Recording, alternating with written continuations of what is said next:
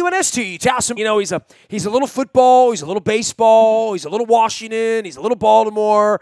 He's one of my favorite guests to have on. He's a little country and a little rock and roll, according to his album that has garnered rave reviews around the internet. Musician, friend, formerly baseball, then football, now back to baseball, but still lives here in Baltimore, even though he writes for the Washington Post. We welcome Dave Sheinin back on, and man, we're singing the songs in last place here, Sheinin. Ever since you came on the beat, the Orioles have fallen apart all over again. Yeah, man. This year in particular is like pretty much nothing we've ever seen. I mean, it's like the first 3 weeks of 1988 for the whole year, right? Well, I remember 1988, so that's, when you mentioned that to me, I remember those long drives with Phil Jackman down to Capitals playoff games in the middle of May, and they still hadn't won.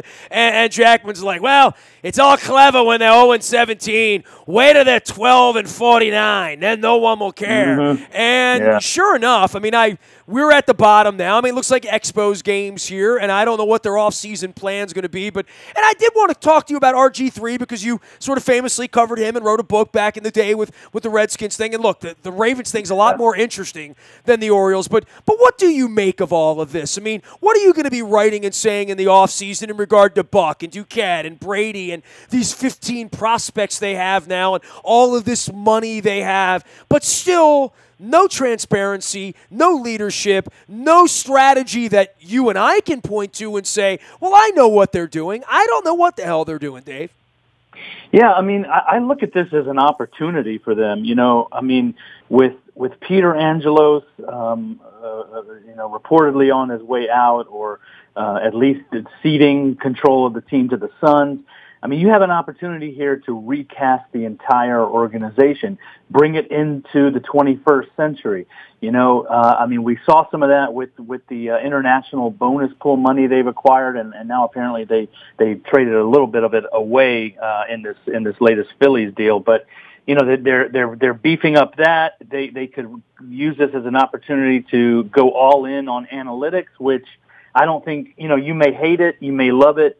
But I don't think we can argue anymore that analytics isn't, the wave of the future and the way to win. It's not the wave of the future, it's the wave of the now.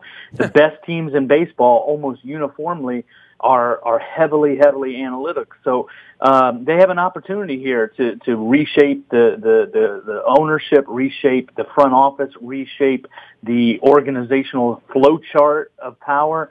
And really get this thing into the 21st century and start all over. You live here, man. You've lived here all along, and you remember the lovely days of $3.6 million and going out to the ballpark and coming in from Fells Point. And we saw that little surge, a couple years ago. I don't know that they built good legs under this, Dave. I mean, there's still guys like me 20 years later pissed off that won't give him money. I know tons of people like me that aren't interested anymore. It's almost like sort of a running joke. And I wrote, a series of rather impassioned Dear Orioles letters, and this John Vitalin's now running the team, and, is it Lou? Is it John? Is it Dan? Is it Buck? I don't know who it is, and I don't care who it is, but they need to curry favor. They need to get people like me back. They need to find people they've never found and make them baseball fans in a lacrosse city. I'm really worried about this, bro. I know I mentioned this to you, and I hadn't been down to D.C. since a Billy Joel show, 2 cancers ago for my wife, a number of years ago, since I've been down to Nationals Park. And I saw those 10 cranes up down there, and I have a feeling they are building a Yankees of the South down there.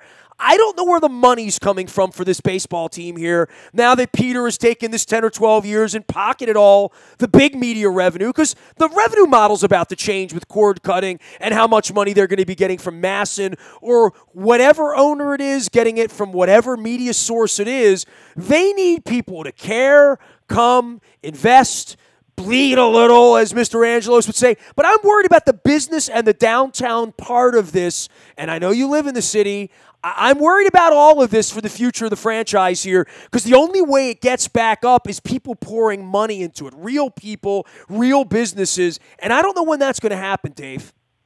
Well, you make some good points. I certainly know a lot of, a lot of shop owners and restaurant owners in the city and in my neighborhoods, and I mean, they've all pretty uniformly said that things have certainly gone downhill since the Freddie Gray unrest. And I don't discount that at all. But, I do think that there's the potential still for this to come back in future years. I think that there's an organic kind of momentum that you gain when you're a really good baseball team like the Orioles were in the mid-'90s, and you become, especially with a new stadium, you become the thing for people to do, for young people, 20-something professionals, 30-year-old professionals, young families. You become the thing for people to do at night in the summer. And it's well, I remember that. If you had a date back then, the girl didn't have to like baseball. She wanted to go to the game, right? Literally. Of course. It was the thing everybody wanted to do. And you lose that, and then it's exponentially harder to get it back. Now you've lost that. Now, well, it's like the club that's sexy, right? The bar opens, it's sexy the first year. How are you still sexy in year 5 or 10 or 15? And if you're not, you're not there. You're not there. Right. And I like some of the things the Orioles are doing that make them sort of on the vanguard of the industry. Stuff like allowing kids under 9 in free in the upper deck with a paid ticket. I mean, that was kind of groundbreaking. No one else, to my knowledge, is even now doing that. So there's things that they're doing that I like, but you have to gain millennial fans. You have to gain young professionals. And that's where baseball as an industry, it's not just the Orioles. Baseball is struggling. Attendance is way down across the board. And I fear more for the future of the game than the Orioles specifically. It's funny, man. You covered the NFL all these years now. Everyone I talk to, concussion experts, people in the game, coaches in the game, parents not allowing their kids to play. And now we got baseball going another direction as well, where we're sort of making excuses for baseball. Look, I had 150 people going out to Ray Lewis to the Canton last month. Half of them wanted to opt off an express bus back to Baltimore to skip going to PNC Park on a 78-degree perfect day against the Cardinals, where we were going to drop them off at the front door, and they had already paid for the ticket. So, people don't want to go. Then I go to the game, and I sit up in the upper deck in right field, kind of an odd look at the game. And every time I look down onto the field from right field, the schematics of where guys were lined up and where the shifts are, and naturally 85% of the time, whatever Chris Davis is up is hitting it into the shift or whatever. And I'm thinking to myself, this isn't interesting anymore. There's no bang-bang plays. There's no bunts. There's no hit and runs. There's no, you got to throw me out. There's very little action. Kind of reminds me, and I know you're a tennis fan as well, back when women's tennis and men's tennis became so at odds because every man's serve was an ace, and women would put the ball in play. And when the ball's not in play, I don't get to see how good Nolan Arenado is or get to judge whether Manny Machado is a gold glover or a platinum glover. I think the game kind of sucks with strikeouts and home runs and analytics and shifts. I don't think it's as good a game right now, and I don't know how I'm going to get over that, Dave. No, it's absolutely the case, and it's a problem for baseball, and they know it. And I think that's where, when you see these stories trickling out about Rob Manfred, looking into pushing for a pitch clock, the automatic intentional walk, the limits on reliever usage, possibly. Keep the shortstop on the left side. Keep the second baseman. I don't know. Exactly. Keep the center fielder within whatever shade of center. I don't know. But that's where all this is coming from. It's all coming from the lack of action in the game, and what are you going to do about it? Well, in 1968, right? They lowered the mound, right? I mean, they've had things designated hitter. I don't know. They moved the fences in. Dave, I don't know if you know, but they probably juiced the balls. Don't tell anyone, but maybe at one point they did. They've done a lot of different things, and I guess at a macro level, for talking about the game versus the Orioles versus the Nationals, I'm far more interested now that I made one trip down to D.C., parked my car on Monday, did the same thing on Tuesday of the All-Star week, and saw what's building down there, which is a lot of money, a neighborhood, a brand, yuppies, really good-looking girls at the games, some action going on down there, off the subway stop, pricey apartments and condos coming, a lovely walk, bars, restaurants, sexy tacos, good places to eat. I am very, very worried about how this thing gets tilted really, really quickly to them being the Yankees and the Orioles being the Expos. And I'm worried about what that means over the next 10 years. I mean, and look, the Orioles could do a lot of things right here, and these kids could all, every use Neil Diaz could still stink, and they could fail. I mean, I think that's my point. They could make a lot of good decisions and still only win 85 ball games, because where the Yankees and the Red Sox are, that's one thing the Nationals don't have to deal with. Well, that's all true. I mean, and it's always going to be an uphill battle for this team in this division. But I will say that, we were saying the same things in the mid-2000s, when the Orioles stunk, not to this level, of course, but, the Yankees and Red Sox were winning World Series titles, fighting each other in the ALCS, sometimes literally every October. And it seemed hopeless at that point. And then, you get to the mid-2010s, and the Orioles go to the playoffs 3 times in 5 years. So I'm not gonna buy that it's completely hopeless. It's always going to be tough, but I mean, look, I'm in Houston right now, and we've got A's and Astros fighting for the AL West title, and Oakland's got the smallest payroll in baseball, but they're run smart, and that's why I said the Orioles have an opportunity to turn this thing around, not just organizationally, ownership wise, but philosophically. And dictate how they're going to approach the next chapter. I mean, you can win on a small payroll in this sport.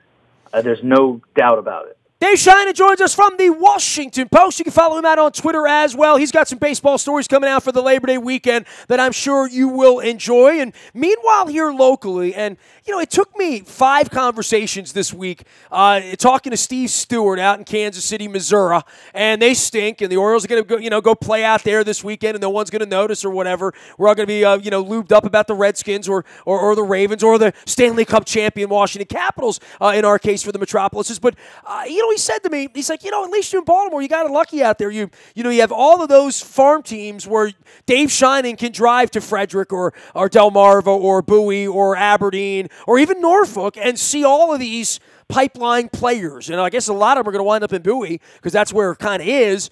And, if you're in other places, you don't have that luxury. So at least around here for the next couple of summers, it's not a bad night to go down to Bowie for Seinfeld night on Friday night and watch Dean Kramer pitch, which is actually happening this week, by the way. Because I know that because I looked on their website. Because all of a sudden I'm interested in that, right? Yeah, minor league baseball is one of the great joys of summer, I feel like. And we are blessed around here with the teams. I mean, not just, not even just the affiliated teams like Bowie and Frederick, but, some of the independent teams in Southern Maryland and York. And there's an opportunity there, and it's so family friendly and kid friendly. And I'm not sitting here telling people to skip the Orioles and go to minor league baseball, but I will tell you that you won't regret it.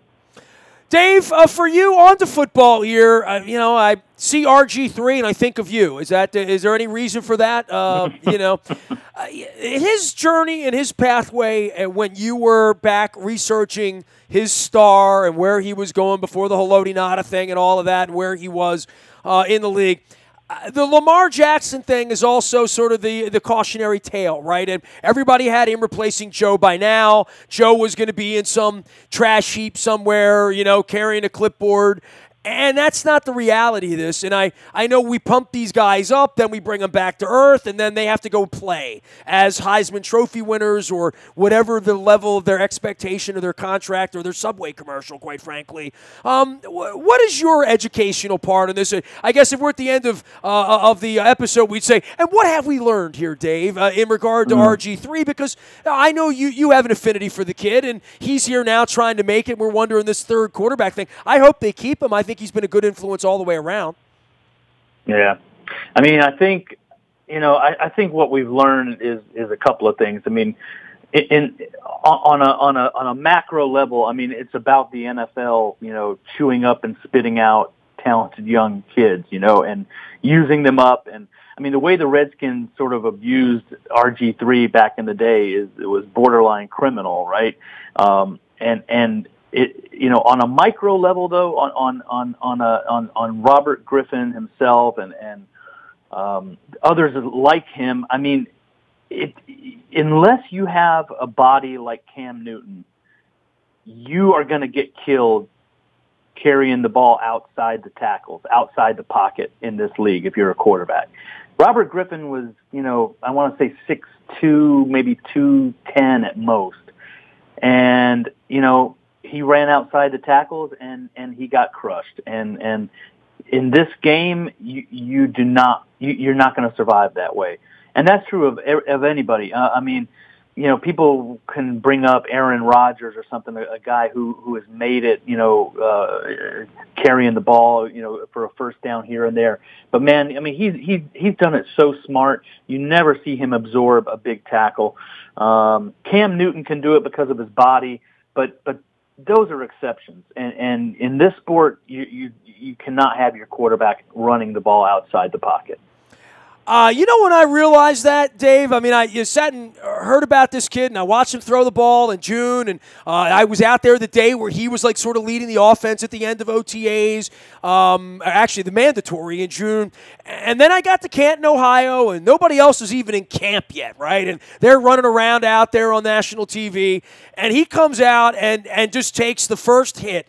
And I said, you know what? I don't like this. If I were the owner of the team, the general manager of the team, no offense, I just would not draft a quarterback that I think is going to want to run the ball 8 to 12 times a game, and certainly not one built like him. I don't think there's anything long-term. I don't think you could ever plan for tomorrow if that's the way you're going to play in this league. And I felt that way from the first play of preseason. It struck me. I elbowed Luke up in the press box there in Little Canton Stadium, and I said, I'm not going to like this. You know what I mean? I'm not going to. This makes me cringe a little bit. And for you to just say that sort of, bluntly, that's not what the Ravens were thinking when they drafted him. And I don't know the Michael Vick experiment. I mean, anybody that's going to run as a quarterback, that this offense, the Wildcat thing's going to work, I'm very skeptical of it. I really am, and I'm going to continue to be skeptical of it.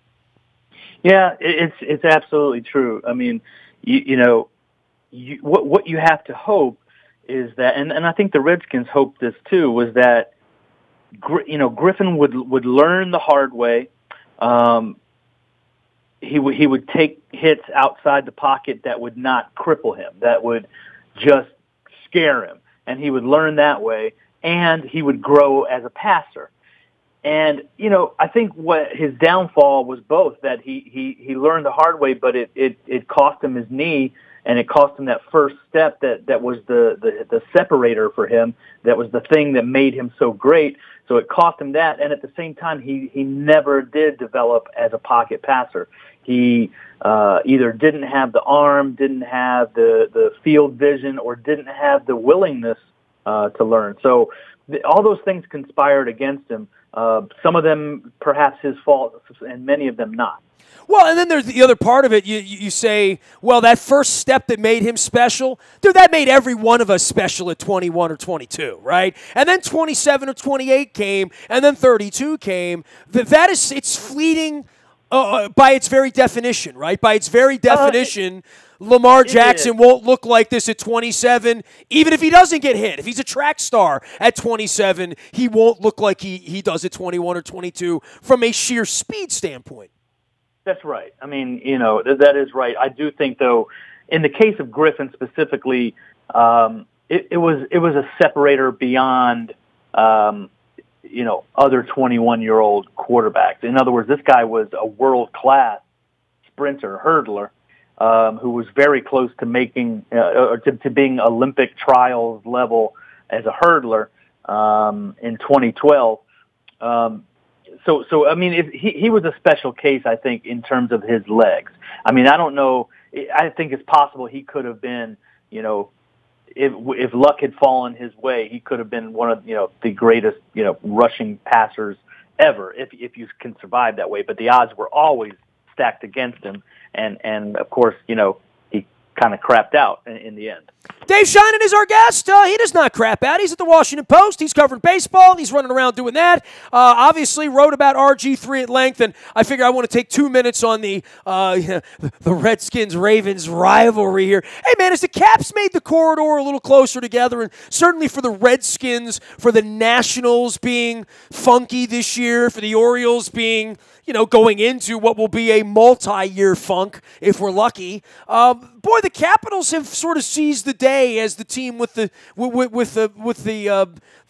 parade. Once you have the parade, everybody will remember that for a long time, I think, in D.C. Yeah, no question. I mean, I do think I hear people joking from time to time that Washington is a hockey town now. It's hard to dispute that. You win the cup, you're the champions, you get the spoils. It will be very interesting to follow that throughout the next year, see how the championship hangover of sorts goes for them, to see how that team continues to move forward.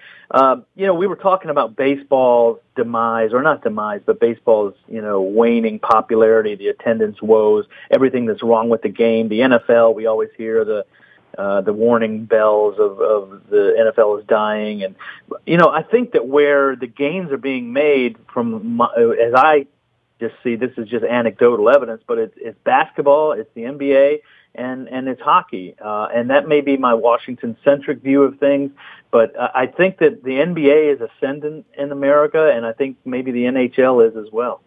Well, and then there's baseball and all the inherent problems that fixing this thing, do you think they're going to figure this out, having covered baseball as long as you haven't been around it, that the players and the owners and the Manfreds are going to get along to do something that says to the fans, we want you back? I mean, they're going to have to tweak this, but the problem is they're so awash in money and probably arrogance deep down, right at it. You mentioned John and Lou, getting back to where we began the whole thing, and John Vitelin.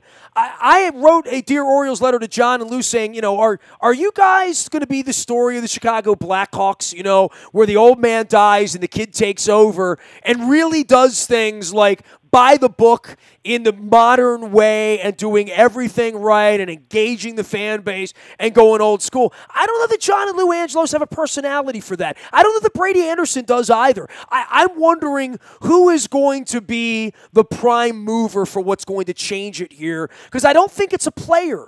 Dave, if it were, it would have been Machado or Adam. Adam Jones thinks he's the guy. The stadium's still empty. Someone has to be the Kenny Cooper, the cheerleader, the guy that comes out and gets in front of this. I don't know that they've met him yet.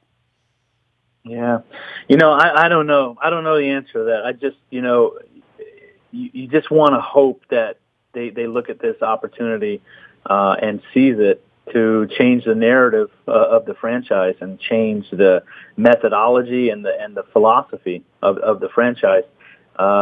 It's still a franchise that can win. It's still I was looking at attendance figures. I mean, the stadium looks empty all the time, half empty, more than half empty. But, they're like maybe 25th in baseball. They're not last. I mean, you mentioned a few minutes ago the Pirates Stadium, PNC Park, how gorgeous it is. The Orioles are outdrawing Pittsburgh this year, and Pittsburgh is right around 500, a couple games under. Well, that says to me that they really screwed up when they were winning. You know what I mean? It's one thing to say, we're not winning, we haven't won in a century. Pittsburgh and Baltimore, Kansas City, they had that narrative. They hadn't won forever, right? Like Tampa's winning all of a sudden again, or winning enough to at least, you got a 50-50 chance of watching them win if you go to the ballpark. They didn't build the legs. And I guess that's the really, you better hope the Nationals built the legs too, right? They did a lot of winning there, that if the next couple of years they don't win, you don't want it to look like Montreal, because you'd say, hey, man, we built something here. We gave all those shirts away, and they're in everybody's closet, and everybody has a crush on one of these players, or Dylan Bundy. I don't know, but I just think that I thought that they had done more goodwill to get more people out, but I don't think they have. I really don't. I'm questioning that. Well, you hit on something. I mean, I think every team has these questions to some extent, right? Unless you're the Yankees, the Red Sox, the Cubs, the Cardinals, where it's self-sustaining at all times. I mean, the Nationals.